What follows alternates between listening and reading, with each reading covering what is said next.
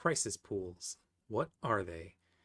A pool of dice that abstracts an opposing force by functioning similar to the Doom pool and is often created from the Doom pool itself. Crisis pools are used to set a test difficulty for a PC who then applies their effect die on a success to reduce or remove crisis dice. What does it mean that they abstract an opposing force? Well, crisis pools are great for representing something like a hurricane, burning building, or nanite swarm attack if what's most important isn't the exact specifics of the crisis, but what PCs do to overcome it. By default, crisis pools don't have SFX attached to them, but doing so can make the scene that much more unique and to enrich the surrounding narrative. What does it mean that crisis pools are similar to the Doom pool? Well, crisis pools can do everything a Doom pool can by spending one of its own dice, but represents a more focused local threat rather than an ambient overall danger level. Some tips. It isn't necessary to create a crisis pool directly from the Doom pool, but because of what both pools represent, it often makes sense in the narrative. It's like saying the world is a dangerous place generally, Doom pool. In this moment, right here, right now, that danger is manifested like this, crisis pool. Because it's abstract and keeps the spotlight on how the PCs are overcoming it, this leaves incredible leeway for exactly that. Unique approaches that play to individual strengths rather than a set strategy that some PCs might shine at while others may not be as prepared for. Consider the following. Forest fire, 3d10.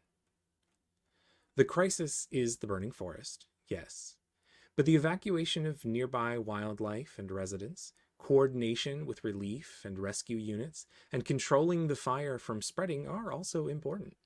One PC might use a superpower to create a rainstorm, while another might dig trenches or start waking up neighbors.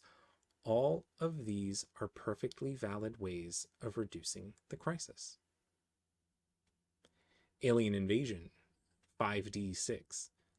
Extraterrestrials are attacking, yes, but leading civilians to safe houses, providing cover fire for soldiers, and jamming alien communications are also important.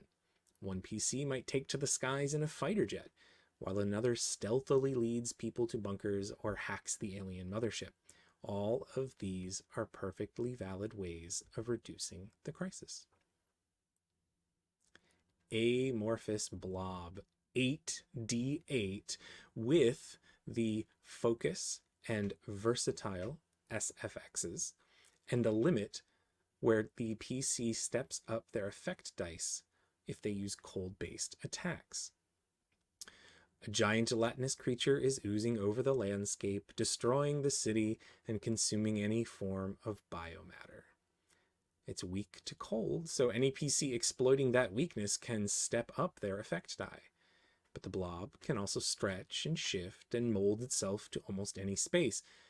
The GM can decide to roll the crisis dice as 8d8s, 4d10s, or a whopping 16d6s.